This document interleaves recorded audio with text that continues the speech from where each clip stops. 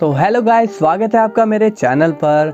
तो काफ़ी लोगों का कमेंट था कि ओमनी किंग गोकू का नेक्स्ट पार्ट लाओ, तो मैंने आज इस पर नेक्स्ट पार्ट बनाया है। तो इस वीडियो को लाइक ज़रूर कर लेना क्योंकि आपके कहने पर मैंने ये पार्ट बनाया है। सो गाइस, पिछले पार्ट में वेजिटा उस गार्ड की पावर को ऑब्जर्व कर लेता है और उस गोली के खिलाफ हो जाता है जिसने उसे इतना पावरफुल बनाया। उस गोली को उस गार्ड की पावर चाहिए थी, बट वेजिटा ऐसा करने से मना कर देता है और उसी गोली को चैलेंज कर देता है कि अगर तुम इतने ज़्यादा पावरफुल हो तो उस गोली से बाहर आकर क्यों नहीं लड़ते। अच्छा यही होगा कि तुम गायब हो जाओ क्योंकि तुम लूजर हो। अब ये सुनकर वो गोली गुस्से में आ जाती है और वेजिटा की बॉडी को कंट्रोल करना शुरू कर देती है और अपनी ताकत से वेजिटा के ब्रेन में हावी होने की कोशिश करती है।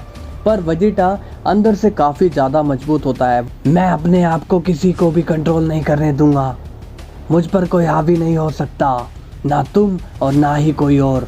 अब वहाँ पर जो थे वो वेजिटा को देखकर बहुत ज़्यादा कंफ्यूज थे क्योंकि वेजिटा ने लड़ना बंद कर दिया है। इसके बाद सीन बीरस और विश पर जाता है। बीरस विश से कहता है, वेजिटा पागल लग रहा है। विश, आखिर उसके साथ क्या हुआ है? विश बताता है, लॉर्ड बीरस वो गोली वेजिटा की बॉडी पर हावी होना चाहती है ताकि वो और स्ट्रॉन्ग हो सके, बट वेजिटा का प्राउड उसे ऐसा नहीं करने दे रहा।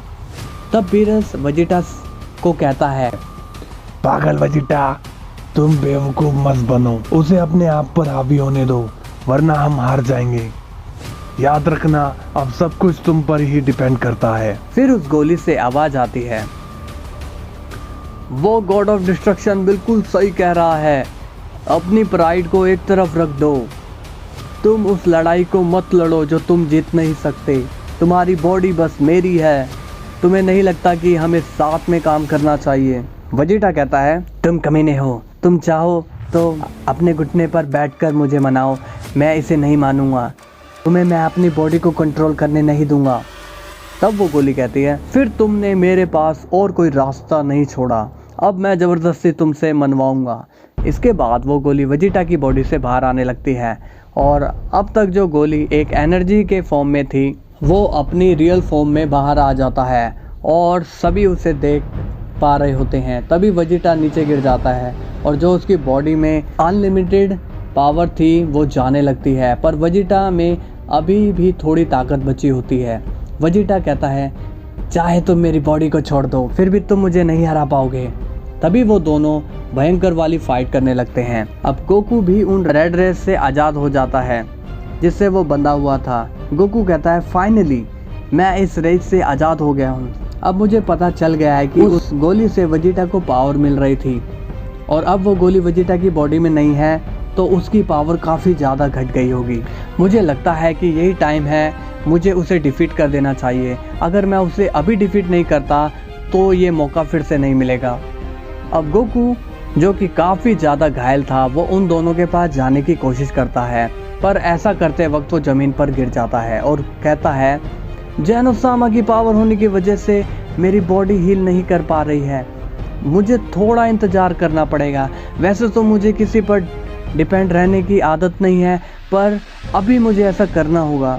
गोकू अपने गार्ड्स को बुलाता है और उनसे ये कहता है कि वो वेजिटा को रोके और उस गोली को डिस्ट्रॉय कर दे। अब जो गार्ड्स थे वो थोड़े बहुत घायल थे, वो उनके बीच जाने की कोशिश करते हैं, पर वो बीइंग लड़ते वक्त बहुत सारी बिजली क्रिएट करने लगता है। अब वो गार्ड्स उस लाइट में इंटर करने की कोशिश तो करते हैं बट वो ऐसा नहीं कर पाते, लेकिन वो गार्ड्स उस लाइटनिंग फील्ड पर हिट करने लगते हैं और वो बिजली कमज़ोर होने लगती है। अब गार्ड्स लगातार वहाँ पर हिट कर रहे हैं और जो गोली से निकला बीइंग था उसे रियलाइज़ हो जाता है कि उसके पास अब समय नहीं बचा। अगर वो गार्ड्स एंटर कर जाते हैं तो वो मुझे हरा देंगे क्योंकि बिना किसी के बॉडी के मैं कुछ भी नहीं कर सकता। मुझे इस मॉडल की बॉडी को कंट्रोल करना ही होगा। अब वेजिटा जो कि काफ़ी एंग्री था वो काफ़ी सारी बॉल्स उस बीइंग पर मार देता है, पर वो बीइंग सभी बॉल्स को डिफीट कर देता है। तभी अचानक से वेजिटा एक लाइटनिंग स्पीयर को अपने हैंड में क्रिएट कर लेता है और फिर वो बीइंग भी एक एनर्जी स्वॉर्ड क्रिएट कर लेता है। अब वो दोनों सुपर स्पीयर और स्वॉर्ड से लड़ने लगते हैं। दोनों कई देर तक लड़ते हैं, तभी वो बीइंग वेजिटा के स्पीयर को डिस्ट्रॉय कर देता है। और अपनी स्वॉर्ड को वेजिटा के चेस्ट पर रख देता है और फिर वो उस स्वॉर्ड को वेजिटा की चेस्ट में घुसाने लगता है और वेजिटा के मुंह से ब्लड निकलने लगता है। वेजिटा को काफ़ी ज़्यादा तकलीफ़ होने लगती है। फिर वो बीइंग कहता है, मैंने तुमसे कहा या नहीं, मुझे नहीं पता, मैं नहीं जानता कि तुम मुझसे फ़ाइट क्यों कर रहे हो। मैंने तो पहले ही कहा कि तुम मेरी पावर के बिना कुछ भी नहीं हो और अब अपनी बॉडी को खोने वाले हो। वेजिटा कहता है, मुझे ये गोली खानी ही नहीं चाहिए थी। काकारोट प्लीज़ मेरी मदद करो, मैं अपनी लाइफ खोना नहीं चाहता।